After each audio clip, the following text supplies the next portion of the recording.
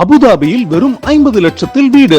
நானோ prime properties Abu Dhabi. HiQE campus NEET crash 2026 revision attack. எங்க teachers உங்க டைம்ல India ரேட்ல. உடனே ஜாயின் பண்ணுங்க. வெறும் ரூபாய் 4720 மட்டுமே. பேரே வரலாறு பாட்டு ரிலீஸ் ஆயிருக்கு. அனிருத் செதுக்கல்னு செதுக்கி விட்டுருக்கு. ஃபேக்டரி செட்டப் மாதிரி இருக்கு அந்த சாங்ஸ் செட்டப் எல்லாமே. ஆமா, தளபதி கச்சேரியோட எனக்கு இந்த பேரே வரலாறு வந்து ரொம்ப பிடிச்சிருந்துச்சு. லிரிக்ஸ் நல்லா இருந்துச்சு. நம்மளுடைய விவேக் அவர்களுடைய லிரிக்ஸ்ல வந்து இதுக்கு முன்னாடியே நிறைய பாடல்கள் வந்து கொடுத்துருக்குறாங்க. இந்த பாட்டில் லிரிக்ஸ் வந்து சூப்பரா செதுக்கி விட்டார் அவர் ஒரு பக்கம். ரீசெண்ட் டைம்ல அனிருத் விஜய் காம்போ சேர்ந்தாலே அங்க வந்து பட்டி தொட்டி எங்கோ பட்டாசா தெரிக்க போகுது ஆல்பம்ட்டு சொல்லாம சொல்லிடுறாங்க. பொங்கலுக்கு வந்து தீபாவளி பட்டாசா கொளுத்துற மாதிரி கொளுத்தி போட்டிருக்காங்க. பட் இது பாட்டு ரொம்ப சீரியஸாக போயிட்டுருக்கு. அதோடைய லிரிக்ஸாக இருக்கட்டும், இல்லைனா அவங்க ப்ரோக்ராம் பண்ணிட்டு இருக்கட்டும், பாட்டு ரொம்ப சீரியஸாக போகுது. இப்போ இதுக்கு ஸ்டெப்பு போடுறதுன்றதே வந்து ரொம்ப கஷ்டம் இல்லை. விஜய் அவருடைய சிக்னேச்சர் ஸ்டைலான செல்ஃபி வீடியோவையும் போட்டிருக்காங்க. அந்த பஸ்ஸில் ஏறி அந்த பஸ் வேற அந்த பிரச்சார பஸ் மாதிரியே பண்ணிட்டாங்க. இதில் வந்து அந்த மக்கள் அப்படியே கூட்டமாக வந்து அந்த தலைவா ஃபார்மேஷனில் வந்து நிற்கிற மாதிரி பண்ணியிருந்தது எனக்கு ரொம்ப பிடிச்சிருந்துச்சு. அந்த ஒரு ஒரு ஒரு இது இருக்கும், ஒரு கல் ஒன்று இருக்கும், அதை வந்து விஜய் சார் வந்து இப்படி உடைக்கிற மாதிரி இருக்கும். வேட்டையாரம் படத்தில் இருக்கும், கிட்டத்தட்ட அந்த மாதிரி உடைக்கிற மாதிரி இருக்கும். உடைச்சா உள்ள 4 சப்போர்ட்டுக்கு 4 ராடு வரல, ரீஎன்ஃபோர்ஸ்மெண்ட் வரல, அதுக்குள்ளே கை மாட்டிக்கிட்டு இருக்க மாதிரி இருக்கும் விஎஃப்எக்ஸ். அதனால் இன்றைக்கி விஜய் ரசிகர்கள் வந்து 2 ஃபீஸ்ட் தான். ஆமாம், ஜாலி தான். ஏன்னா அவங்களுக்கு வந்து ஒரு பக்கம் இப்போ கட்சி, இன்னொரு பக்கம் மூவி அப்படின்னாலுமே வந்து ஜாலியாக தான் போயிட்டுருக்கோம். அதான் இந்த அனிருத் சேர்ந்தால அந்த படத்தை வந்து ஒரு எலிவேஷன் சாங் இருக்கணும் அப்படிங்கிறதுல இவர் உறுதியுணையாக இருக்காரோ இல்லையோ, லிரிக்ஸ் அவர்கள் வந்து அனிருத் படமாக அனிருத் வந்து விஜய் அவர்கள் போடுறாரா, அப்போ என்னோட சாங் ஒன்று இருக்கணும் அப்படிங்கிறதுக்காக அவர் வந்து. எனக்கு எப்படி இருந்துச்சு அப்படின்னா, இது வந்து ஒரு ஏதோ ஒரு கூட்டம், இல்லைனா வந்து ஒரு ரயட்டோ, இல்லைனா ஒரு கூட்டமோ, அதை கண்ட்ரோல் பண்ணுறதுக்கு வர்ற ஒரு போலீஸ் அப்படின்ற மாதிரி எனக்கு இருந்துச்சு. 50க்கும் மேற்பட்ட உலக நாடுகளில் 100 கோடிக்கும் அதிகமான ஆகாயம் தமிழ் பார்வையாளர்களுக்கு பேரன்பும் திருநன்றி. வணக்கம். வணக்கம். பேரே வரலாறு பாட்டு ரிலீஸ் ஆயிருக்கு. நீ ரிலீஸ் ஆனோடனே பேசுவோம் நேற்று தான் சொல்லிட்டு போனோம். பாட்டு எப்படி இருக்கு கேட்டிங்களா? கேட்டிருப்பீங்க, கேட்டதுனால தான் வந்து பேசுகிறோம். சும்மா ஒரு ஃபார்மாலிட்டி கேட்கறது தான். கேட்டிங்களா? ஆடியன்ஸ் கேட்டிருப்பான்னு நினைக்கிறேன். பாட்டு உண்மையில் அனிருத் செதுக்கல்னு செதுக்கி விட்டுருக்கு. ஆமாம், அதாவது டாப் ஹீரோஸ்னு வந்துட்டா போதும். அனிருத் வந்து இல்லை எல்லாருக்குமே நல்லா போடுவார். உடனே இப்போ எதை பேசினா டிஸ்க்ளைமர் போட வேண்டியதாக இருக்குது. நல்லா மாஸ் ஹீரோஸுக்கு மாஸாக போடுவாருங்க அனிருத். பாட்டு ஏற்கனவே நேற்று ப்ரோமோலே நம்ம பார்த்துருந்தோம். அந்த பிஜிஎம் வந்து அவர் தளபதி விஜய் அவர்களுடைய பிறந்த நாளுக்கு விட்ட அந்த மியூசிக்கோட இருக்கிற பிஜிஎம் அப்படியே போட்டிருக்காருன்னு ஃபுல் லென்த்தாக பார்க்குறப்போ ஒரு ஃபேக்ட்ரி செட்டப் மாதிரி இருக்குது அந்த சாங்ஸ் செட்டப் எல்லாமே. முக்கியமாக இப்போ ஏஐ வந்தது சாங் ஃபுல்லாக ஏஐ, எல்லாத்துக்குமே ஏஐ யூஸ் பண்ணுறாங்க. ஏஐ போட்டு வச்சிட்டாங்க. நம்ம அதை பற்றி பேசலாம். பாட்டு பார்த்தேன். எனக்கு வந்து ஃபஸ்ட்டு பாட்டோட இது ரொம்ப பிடிச்சிருந்துச்சி. இது ரொம்ப நல்லா இருந்துச்சு. தளபதி கச்சேரி. ஆமாம், தளபதி கச்சேரியோட எனக்கு இந்த பேரே வரலாறு வந்து ரொம்ப பிடிச்சிருந்துச்சி. லிரிக்ஸ் நல்லா இருந்துச்சு. இதை பற்றி தான் பேசணும்னு நினச்சி. என்னென்னா, நம்மளுடைய விவேக் அவர்களுடைய லிரிக்ஸில் வந்து இதுக்கு முன்னாடியே நிறைய பாடல்கள் வந்து கொடுத்துருக்குறாங்க. இந்த பாட்டில் லிரிக்ஸ் வந்து சூப்பராக செதுக்கி விட்டார் அவர் ஒரு பக்கம். அந்த சாங்கு, அந்த மாஸ், இதெல்லாம் சேர்த்து பார்க்கும்போது எனக்கு ஃபஸ்ட்டு பாட்டோட இது ரொம்ப பிடிச்சிருந்துச்சு. எனக்கு இதுதான் ரொம்ப இந்த படத்தில் இது வரைக்கும் வந்ததெல்லாம் ரொம்ப பிடிச்சிருந்துச்சு. இல்லை, ஒரு விஜய் படம் அப்படின்னால வைபுக்கு ஒரு பாட்டு, எலிவேஷனுக்கு ஒரு பாட்டு அப்படிங்கிற மாதிரி இருக்கும். இது காலங்காலமாக நடந்துக்கிட்டு இருக்குது தான். அதுவும் ரீசெண்ட் டைமில் அனிருத் விஜய் காம்போ சேர்ந்தாலே அங்கே வந்து பட்டி தொட்டி எங்கோ பட்டாசா தெரிக்க போகுது ஆல்பம்ட்டு சொல்லாமல் சொல்லிடுறாங்க. அந்த அளவுக்கு அனிருத் வந்து விஜய் எல்லாருக்குமே நல்லா போடுறாரு. விஜய் படங்கள் இருக்கிறப்போ கொஞ்சம் எக்ஸ்ட்ரா தான் நானும் சொல்ல வந்தேன். அதுக்கப்புறம் திட்டுவாங்களோ அப்படின்ட்டு நான் அப்படியே மட்டுப்படுத்தி எல்லா படங்களுக்குமே நல்லாவே போடுறாரு. ஆமா, அந்த அப்போ வந்து இப்போ சூப்பர் ஸ்டாருக்கு போடலையா அப்படின்னு கேட்பாங்க. அப்போ கமல் சாருக்கு போடலையா அப்படின்னு ஒவ்வொருத்தங்களும், அப்போ அஜித் சாருக்கு போடலையா அப்படின்னு. உண்மையில அந்த காம்போ அப்படிங்கிறது இருக்குல்ல, அது உண்மையில ஒரு காம்போவாக இருக்கு. நான் வந்து அறிவு அவர்களை வந்து இதுவாக சொல்ல, நான் அறிவு அவருடைய லிரிக்ஸ்லாம் வந்து நீ ராப் ஸ்டார் அப்படின்ற ஒரு பட்டத்தோட எனக்கு ரொம்ப பிடிச்ச லிரிசிஸ்ட் அவர். பட் நான் ஒப்பீட்டளவில் ஏன் சொன்னேன் அப்படின்னா, இது வந்து 2 பேர் பாடியிருக்காங்கல்ல, ஒன்று விஷால் மிஸ்ரா, இன்னொன்று வந்து அனிருத். அந்த 2 வாய்ஸ் சேர்ந்த இது அண்ட் அதுக்கப்புறம் அவங்க ப்ரோக்ராம் இருக்க விதம், அதெல்லாம் கம்பேர் பண்ணும்போது எனக்கு இது ரொம்ப பிடிச்சிருந்துச்சின்னு சொன்னேன். அப்படிதான் லிரிசிஸ்ட் வார்த்தைக்கு வார்த்தை நம்ம டிஸ்க்ளைமர் போட்டே இருக்க வேண்டியதாக இருக்கு. ஏன்னா நம்ம என்ன சொன்னாலுமே இது அதோட சம்மந்தப்படுத்தி, அப்போ நீ அவருக்கு ஆதரவா பேசுறியா, அப்போ எங்களுக்கு அப்படி இல்லையா, அப்படி இல்லையா அப்படின்றாங்க. எந்த படத்தை பைசனுக்கே திட்டினாங்க. அதனால வந்து எல்லாத்தையுமே நாங்க பார்த்து பேசிட்டு இருக்கிறோம். ஆமா, மற்றபடி லிரிக்ஸ் வைஸும் சரி, அந்த பின்னணி மியூசிக் வைஸும் சரி, எல்லாமே பொங்கலுக்கு வந்து தீபாவளி பட்டாசா கொளுத்துற மாதிரி கொளுத்தி போட்டிருக்காங்க. அவ்வளோலாம் யோசிக்க வேண்டாம், நார்மலாக சொல்லலாம். அவர் எதுகை முனையை போடலாம் அப்படின்ட்டு. நல்லா இருந்துச்சு, பாட்டு ஒன்று நல்லா இருந்துச்சு. நான் வந்து இதை ஆரம்பத்திலே சொல்லிடுறேன், இதில் ரொம்ப சேலஞ்சிங் பார்ட் என்ன அப்படின்னா கொரியோகிராஃபி தான். ஏன்னா இது வந்து ரொம்ப ஜாலியான பாட்டெலாம் இல்லை. இப்போ பொதுவாக வந்து ஹீரோக்களுக்கு வந்து ஓப்பனிங் சாங் அப்படின்னா ஜாலியாக இருக்கும், அதில் வந்து நிறையா ஸ்டெப் போடலான்ட்டு. விஜய் அவர்களுடைய படத்தை பொறுத்த வரைக்கும் அவர் என்ன புதுசாக ஸ்டெப் போடுறாரு, இல்லை அவர் என்ன டான்ஸ் ஆடுறாரு அப்படின்றத ரசிக்கிறதுக்கே ஒரு தனி கூட்டம் இருக்கும். அந்த ஸ்டெப்பெல்லாம் வந்து மெமரைஸ் பண்ணிட்டு தேட்டர்லாம் ஆடுவாங்க. பட் இது பாட்டு ரொம்ப சீரியஸாக போயிட்டுருக்கு. அதோடைய லிரிக்ஸாக இருக்கட்டும், இல்லைனா அவங்க ப்ரோக்ராம் பண்ணியிருக்கதா இருக்கட்டும், பாட்டு ரொம்ப சீரியஸாக போகுது.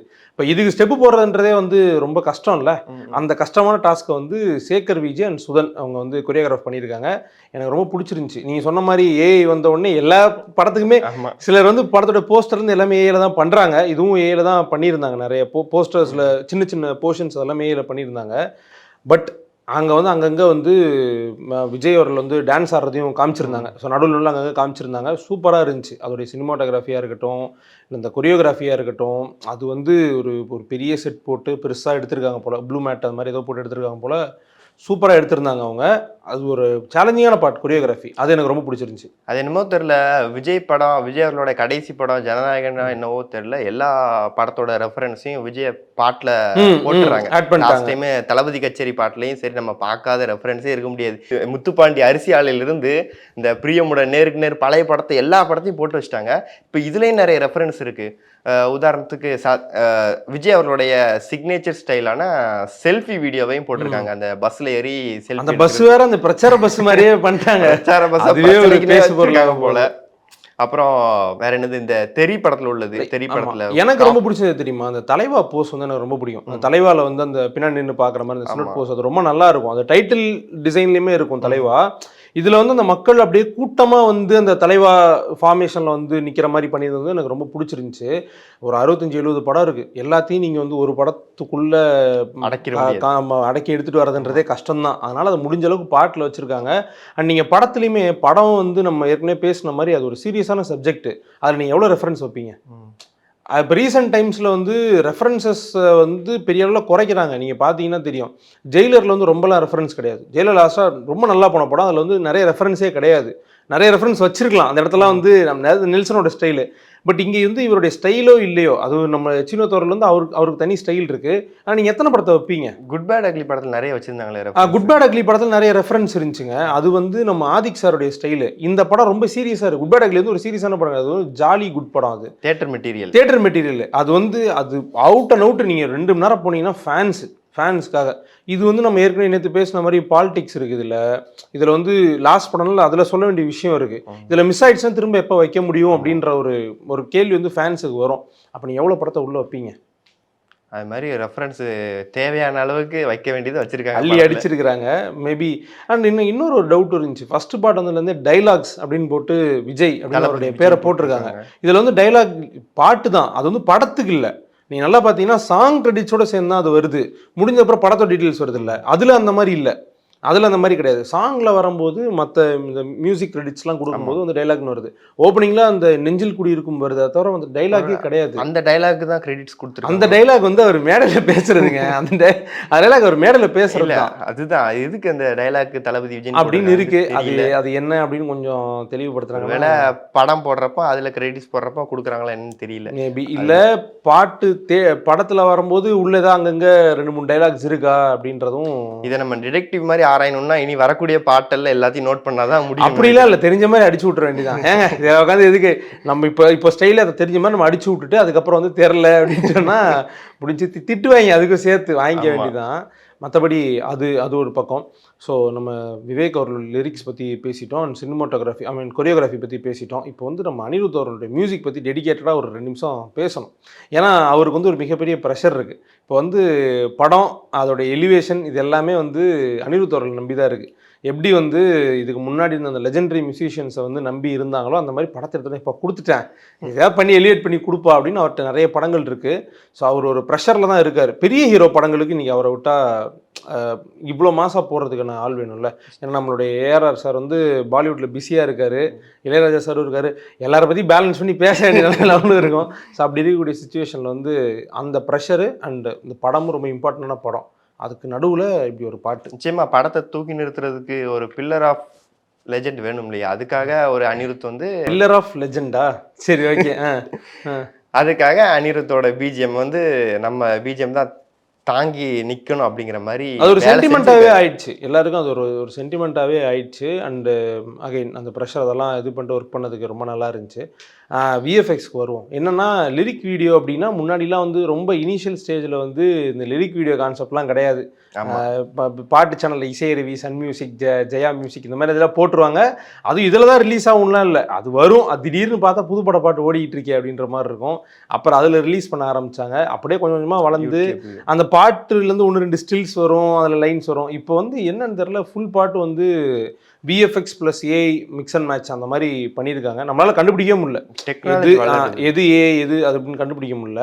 பட் அங்கங்கே சின்ன சின்ன கிளிச்சஸ் இல்லை சின்ன சின்ன விஷயங்கள் வந்து ஃப்ளாஸ் வந்து இருந்தது ஏஐயில்.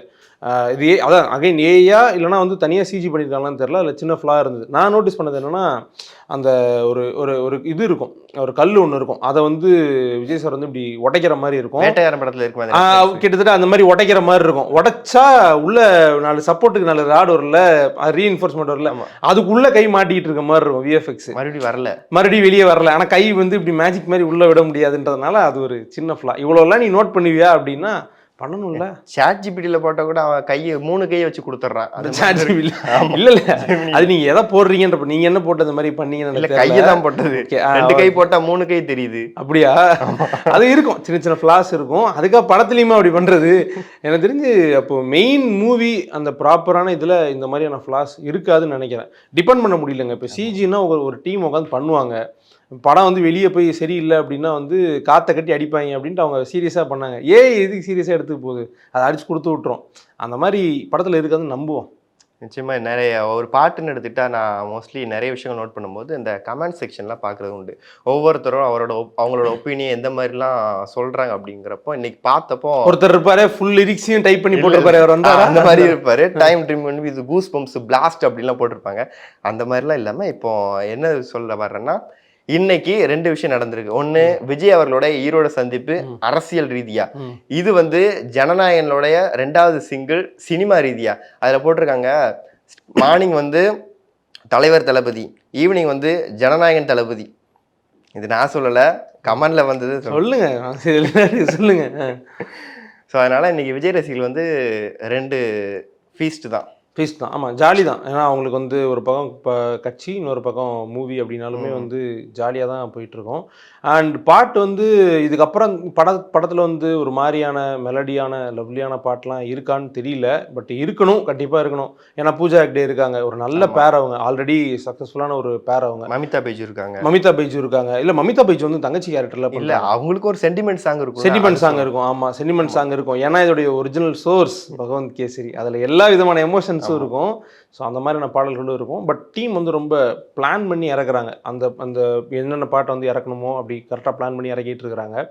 இந்த பாட்டில் வந்து இன்னொரு விஷயம் என்ன அப்படின்னா, நான் அந்த பஸ் வந்து விஎஃப்எக்ஸ் பண்ணியிருந்தாங்க. அது வந்து கிட்டத்தட்ட அப்படியே அந்த பிரச்சார பஸ் மாதிரியே தான் இருந்தது. வேற இது அது இல்லை, அந்த மாதிரி தான் இருந்தது. ஏற்கனவே தெரியும் என்னென்ன விதமான கருத்துக்கள்லாம் சொன்னாங்க இந்த படத்தை வந்து அரசியல் ரீதியாக அப்படின்னு நமக்கு தெரியும். ஸோ அப்படிலாம் இருக்கும்போது இந்த விஎஃப்எக்ஸ் பண்ணுறதோ இல்லை அடுத்து ஒரு அப்டேட் விடுறதோ கூட யோசிச்சு விடக்கூடிய இடத்துல தான் அவங்க டீம் இருப்பாங்கன்னு நினைக்கிறேன். அந்த வகையில் நிறைய பேர் குற்றச்சாட்டை வச்சவங்களே படம் ரிலீஸ் ஆகிறப்ப அதை பார்க்குறப்போ இதெல்லாம் நோட் பண்ணுறதுக்காகவே பார்க்க போகிறவங்க மாதிரி இருக்கும்ல, கண்டிப்பாக இருக்கும். ஏன்னா நம்ம சொன்னது நடந்திருக்குமோ, நம்ம சொன்னது தான் இருக்குமா அப்படிங்கிற மாதிரிலாம் பார்க்க போவாங்க. எதேச்சியாக தான் இருந்தால் கூட இதுதான் அது அப்படின்ட்டாங்கன்னா இப்போ சோஷியல் மீடியாவில் எல்லாத்தையும் லிங்க் பண்ணி மேட்ச் பண்ணி போடுறாங்க. இது அது இல்லை, இந்த குறியீடுலாம் வச்சு ரவுண்டு மார்க் போட்டு தம்பிளே போட்டுறாங்க. இந்த குறியீடு அந்த குறியீடு மாதிரி இருக்கே அப்படின்ட்டு. இந்த லிரிக்ஸ் எல்லாம் நம்ம நோட் பண்ணுறப்போ எல்லாமே பொலிட்டிக்கல் ரீதியான அவர் அரசியல் பிரவேசத்தில் உள்ளே நுழைஞ்சதுக்கப்புறம் அதுக்காக என்னென்ன பயன்படுத்த முடியுமோ எல்லா லிரிக்ஸ் வார்த்தைகளும் இருக்குது. அதில் நிறைய வார்த்தைகள் ஒரு விதமான உடன்பாடு இல்லாமல் இருந்தாலும் ஒரு சில வார்த்தைகள் பர்டிகுலராக அவருடைய சினிமாவிலிருந்து அரசியலுக்கு மூவ் ஆகிறது ஒட்டி மக்களுக்காக, அதாவது ரசிகர்கள் தொண்டர்களாக மாறினதுலேருந்து அவங்க என்னென்ன விஷயங்கள்லாம் மிஸ் பண்ணுறாங்க, என்னென்ன விஷயங்கள்லாம் இழக்கிறாங்க, திரையில் பார்த்தவரை தரையில் பார்க்கும்போது நம்ம என்னென்ன விஷயங்கள்லாம் நமக்குள்ள ஒரு தாக்கத்தை உண்டு பண்ணுற விதமாக லிரிக்ஸ் வந்து விவேக் ஆப்வியஸ்லி சொல்ல வேணாம், அவருடைய விஜய் அவர்களுக்கு எழுதின எல்லா பாடல்களுமே லிரிக்ஸ் வந்து தீ தளபதிங்க. தீ தீ தளபதி தளபதி, வந்து எஸ்டிஆர் பீஸ்ட் பாட மோடு. வச்சு ஆமாமா எவ்வளவு பெரிய ஹிட் ஆயிடுச்சு அந்த பாட்டு. இப்போ நான் சும்மா அதை பார்த்துட்டு வந்தேன். அது 175 மில்லியன் தாண்டி போயிட்டு இருக்கு தீ தளபதி. அந்த அளவுக்கு அதுக்கு ஆமாமா அந்த அளவுக்கு அது பாட்டு வியூஸ் போயிருக்கு. அதான் இந்த அனிருத் சேர்ந்தால அந்த படத்துல வந்து ஒரு எலிவேஷன் சாங் இருக்கணும் அப்படிங்கிறதுல இவர் உறுதியுணையா இருக்காரோ இல்லையோ, லிரிக்ஸ் அவர்கள் வந்து அனிருத் படமா, அனிருத் வந்து விஜய் அவர்கள் போடுறாரா, அப்போ என்னோட சாங் ஒன்று இருக்கணும் அப்படிங்கிறதுக்காக அவர் வந்து ஃப்ரெண்ட்ஸ் கோபிநாத் அந்த மாதிரி வந்து ஒரு நல்ல லிரிக்ஸ் வந்து எழுதி கொடுத்துட்றாரு. ஸோ ஆல்மோஸ்ட் எல்லா டிபார்ட்மெண்ட் பற்றியுமே நம்ம பேசிட்டோம். சத்யன் சூரியன் சார் தான் வந்து சினிமாட்டோகிராஃபி பண்ணியிருக்காங்க. அதை நம்ம டெடிக்கேட்டடாக பேசுவோம். ஏன் நம்ம அதை ரொம்ப கம்மியாக பேசியிருக்கோம் அப்படின்னா, இது படத்துக்கான ரிவ்யூ இல்லை. அது படம் வந்து இந்த பாட்டு வந்து நிறைய ஏஐலே போயிடுச்சு. அதனால் அந்த விஎஃப்எக்ஸ் ஆர்டிஸ்ட்டு, அந்த ஸ்டுடியோஸ், ஸ்நாக் ஸ்டுடியோஸ் இன்னொரு சில பேர் சேர்ந்து பண்ணியிருக்காங்க. அவங்களுக்கு வேணால் நம்ம வந்து பாராட்டுகள் சொல்லலாம். ஆனால் அந்த கையை கம்பிக்கு வெளியே வச்சுருந்துருக்கலாம். அந்த மாதிரியான சின்ன சின்ன நோட்டபுளான விஷயங்கள்லாம் இருக்குது. மற்றபடி உங்களுக்கு ஓவராலாக பார்க்கும்போது எப்படி இருந்துச்சு?